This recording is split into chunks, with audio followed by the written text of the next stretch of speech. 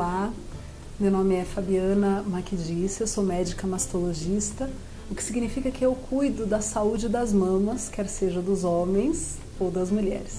E a gente vai conversar com vocês um pouquinho a respeito de quais são os fatores de risco para aquele câncer que é o que mais amedronta as mulheres, que é o câncer de mama.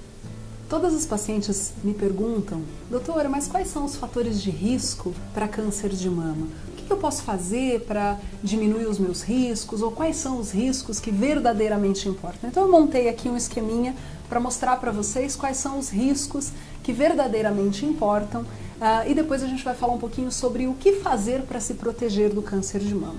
Então, o que eu acho mais interessante deixar muito claro aqui para todos é que os dois fatores de risco que mais pesam nessa balança de risco para câncer de mama são dois. O primeiro deles é o fato da gente ter nascido mulher.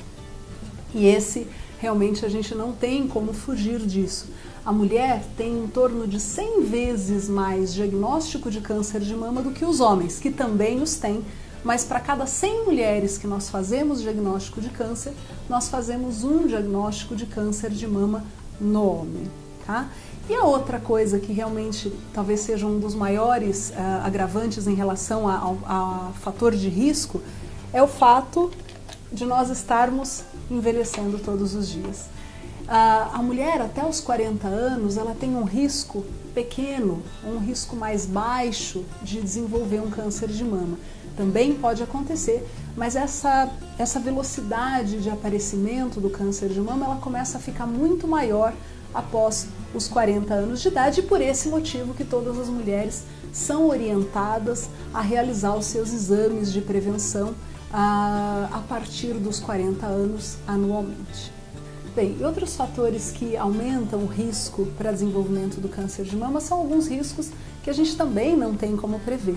Como, por exemplo, aquela menina que menstruou muito cedo. A gente considera muito cedo antes dos 11 anos de idade. Então, a menina, a mocinha que menstruou aos 8, 9 anos de idade, ela tem realmente um tempo maior para que esses hormônios atuem sobre a mama.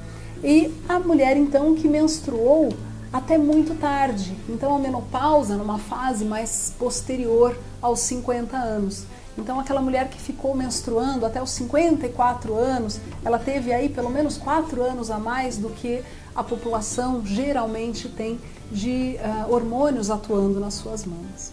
E uma vez essa mulher entrando, uma vez as mulheres entrando na menopausa, ou seja, após cessar as menstruações, as mulheres hoje usam bastante a reposição hormonal, porque essas mulheres apresentam muitas vezes queixas e sintomas onde são necessários o uso da reposição hormonal para que ela se sinta bem durante mais tempo e permaneça no mercado de trabalho, ou às vezes até melhorando os sintomas que para muitas mulheres a menopausa acaba interferindo de uma forma ruim.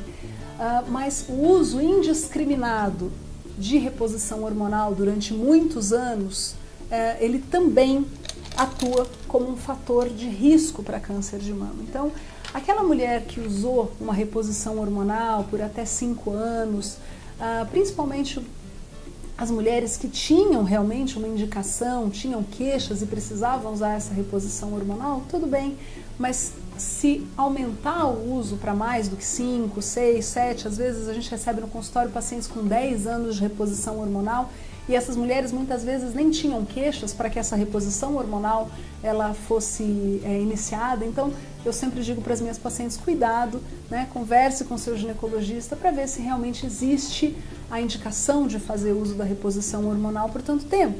E cuide-se, né? Cuidado com as suas mamas antes de iniciar essa reposição hormonal e enquanto você estiver fazendo essa reposição. Outros fatores de risco que nós costumamos explicar para os pacientes, né, que eu costumo explicar para as pacientes que aumentam o risco para câncer de mama, são o fato das mulheres estarem cada vez mais acima do seu peso. Então, se a obesidade ela for pequena, é claro que esse risco vai ser também pequeno. Se esse aumento de peso for muito maior, talvez mais pedrinhas aqui estejam aumentando, né, nessa balança o agravante então para um futuro câncer de mama.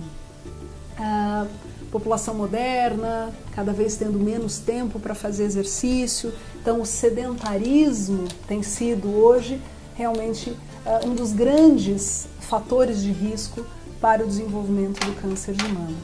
Assim como a ingesta de muito álcool. Então a bebida alcoólica ela tem sido também considerada um fator de risco para o desenvolvimento do câncer de mama. Outro fator que é importante, que muitas vezes no consultório a gente recebe pacientes, é questionando a respeito dos familiares. Doutor, eu tive um familiar com câncer de mama, mas quem foi esse familiar? Ah, doutora, foi a minha avó, mãe da minha mãe. Então, a minha avó materna teve um câncer de mama. Mas foi numa idade mais tardia, ela já estava velhinha. Então, isso pesa para você? Pesa, mas talvez pese muito pouco. Agora, doutora, a minha mãe teve câncer de mama. Esse câncer de mama na minha mãe, ele já tem um peso maior sobre mim. Mas e se esse câncer na minha mãe for, então, precoce? Minha mãe, doutora, teve câncer de mama aos 40 anos. Então, isso vai ser ainda mais pesado, isso vai pesar mais a favor de um câncer de mama e você provavelmente vai ter que começar a fazer seus exames muito antes do que a população normal e isso merece uma avaliação com um médico, com um mastologista, para que você seja bastante orientado a respeito disso. Outra coisa que aumenta fatores de risco para câncer de mama é o fato de as mulheres hoje